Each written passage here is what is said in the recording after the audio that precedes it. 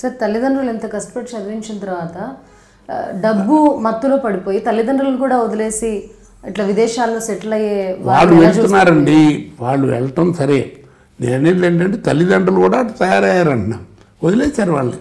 మన మాట వినరా, ఎందుకు మనం చెప్పిన ఊరికే బయటపడటం. ఏదో పోతారు, కావాలంటే వస్తారు, లేదు ఏదో నేను మా ఆవిడ ఏదో ఒక అపార్ట్మెంట్ కొన్నాను, హాయిగా ఉన్నాను, ఏదో ఏమీ లేకపోతే ఆ ఓల్డేజ్ హోమ్లో చేరటం. ఇవన్నీ వ్యక్తిగతంగా వాళ్ళు ఆలోచించుకుంటే తెలుస్తుందండి. మనం జనరలైజ్ చేసే సబ్జెక్ట్ కాదు ఇది. ఒక వ్యక్తి మాట్లాడితే అవదు. ఇది జనరల్లో రావాలి. మన మానసికంగా మనకు తెలియాలి. ఇంత మేధావి ఇతని యొక్క తెలివి మన దేశంలో ఉంటే కాదు, అమెరికా అక్కడికి వెళ్ళి అక్కడ కూడా నేర్చుకురావాలి అనేటువంటి వాళ్ళని పంపించండి, తప్పులేదు. నేర్చుకుని మళ్ళీ రావాలి. అమెరికాలో ఉండటానికి ఏదో రిస్ట్రిక్షన్స్ ఏవో పెడుతున్నారు. ట్రంప్ ముదిరితే అవుతుంది. ఓ 10 సంవత్సరాలు, 4 సంవత్సరాలు, 5 సంవత్సరాలు పోతే ఇగో ఇన్నేళ్ల తర్వాత వచ్చిన వాళ్ళందరూ వెళ్ళిపోవాల్సిందే. అంతకు ముందు వాళ్ళు ఉండండి. ఇది ఒక మంచి పరిణామం అయ్యాను సార్. తప్పకుండా అయినా ఇండియాకి రావాల్సి వస్తుంది. మంచో చెడ్డో నేను చెప్పేది, మార్పు వస్తుంది.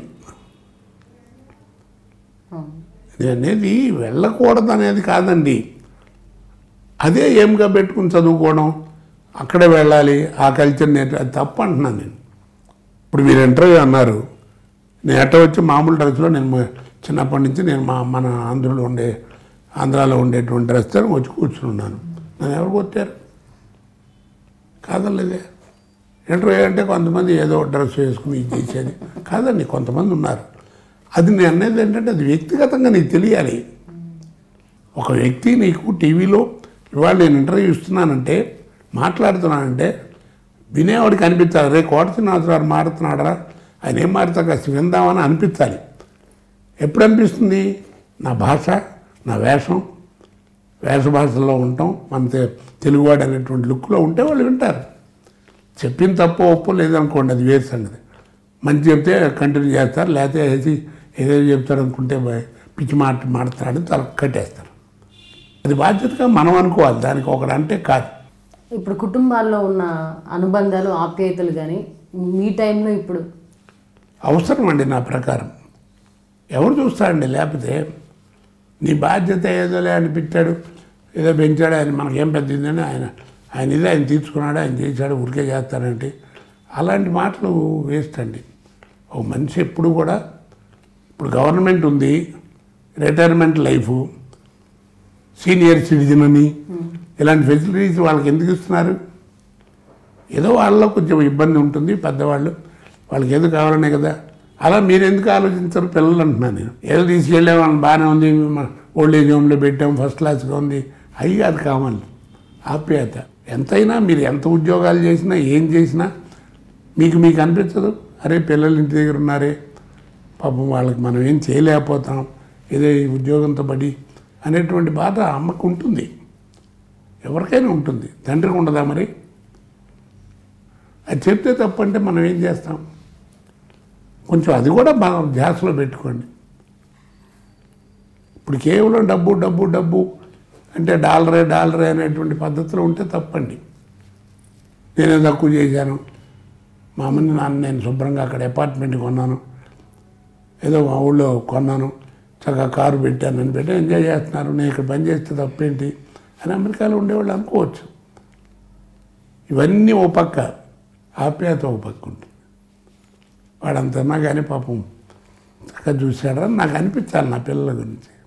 అదండి, ఇది ఒకటి చెప్తే వచ్చేది కాదండి, వ్యక్తిగతంగా వాళ్ళుగా ఫీల్ అవ్వాలి.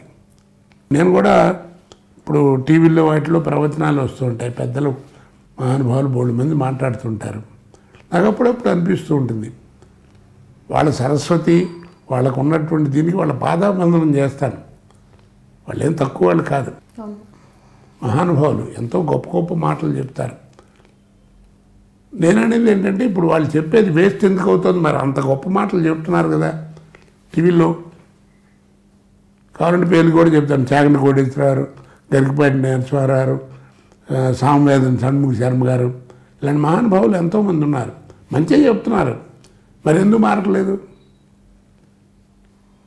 అంటే వాడికి పిల్లి అంటే తెలియదు, వినేవాడికి. నువ్వు మార్జాలం లెవెల్లో చెప్తే అట్లా ఉంటుంది. అదే చదువులు ఇందాక చెప్పుకున్నట్టు ఇంగ్లీష్లో చదువుకున్న పోస్ట్ గ్రాడ్యుయేట్ వచ్చి పీజీ చదువుకున్న వచ్చి కేజీ వాడికి పాఠం చెప్తే అట్లా కేజీ వాడు పీజీకి వెళ్ళలేడు వాళ్ళ లెవెల్కి, వాళ్ళ లెవెల్కి వీడి దిగలేడు వీళ్ళ లెవెల్కి, మరి ఎట్లా తాగుతుంది? కాబట్టి నేను అనేది ఏంటంటే కొంచెం మనమే తప్పదు, ఈ జనరేషన్ ఎట్లా ఉంది కాబట్టి మనం ఏదో వీళ్ళకి ఏదో చేయాలంటే మనం ఇట్లా కాస్త మన లెవెల్ తగ్గించుకుని ఏదో చెప్పాలి అనేది మహానుభావులు వాళ్ళే ఆలోచించాలి. ఇప్పుడు శివోహం అని ఒకటి ఉందండి, దాంట్లో అది శంకరాచార్య వారు రచించింది అనుకుంటాను. దాంట్లో ఒక్కొక్క శ్లోకంలో అర్థం ఏంటంటే సింపుల్, పాపం లేదు, పుణ్యం లేదు, మంత్రం లేదు, తీర్థం లేదు, తినేవాళ్ళు లేడు, పెట్టేవాళ్ళు లేడురా నాయన, ఎవరు లేరు, అంతా నేనే, సర్వం శివుడే, పరమేశ్వరుడే అని అర్థం. అది ఎవరు వినాలి? 16 ఏళ్ళు 17 ఏళ్ళు కుర్రాళ్ళు కాదు వినాల్సింది, 60 దాటిన వాడు వినాలి, లేకపోతే 55 దాటిన వాడు వినాలి. ఏమిటి ఈ జీవితం అయిపోతుంది, ముసలితనం వస్తుంది, రిటైర్ అవుతున్నాను, ఏమిటంటే అంటే ఏం బాధపడకనైనా నీ ఉద్యోగం నువ్వు చేసావు, ఎన్నాళ్ళు నీ బాధ్యత చేసావు, ఇప్పుడు నువ్వు రిటైర్మెంట్లో ఇప్పుడు నువ్వు తెలుసుకుంది ఏమిటంటే బాధ్యత చేసావు కాబట్టి నువ్వు నేర్చుకోవాలి, ఇవన్నీ ఊరికేనా నాయన, ఇవేం కాదు, అసలు పరమాత్మ ఉన్నాడు, జాగ్రత్త అని చెప్పాలి, చెప్తున్నారు. అది చిన్నవాడు విన్నాడు అనుకోండి, ఇప్పుడు ఏమవుతుంది, పిల్లలు వింటున్నారు, వీళ్ళకేం తెలియదు. సో అది విన్నమైతే ఏమవుతుంది, ఏమయ్యా లైఫ్ అదంటే ఏంటి సార్ వాటి లైఫ్, ఏంటి పుణ్యమా పాపమే, ఏమిటిది వాటిది అంటుంటారు. అది వాళ్ళ తప్పు కాదు, ఎందుకంటే వాళ్ళ ఆ లెవెల్లో వాళ్ళు విన్నది అది. ఇప్పుడు టీవీలో వచ్చేటువంటి హాస్యం చూస్తున్నారు, ఏదో కామెడీ అంటారు, మరి వాళ్ళ తప్పే ఉంది. పిల్లలకి మనం చెప్పడంలో, మనం చూపించడంలో ఉంటుంది. ట్రై చేద్దాం.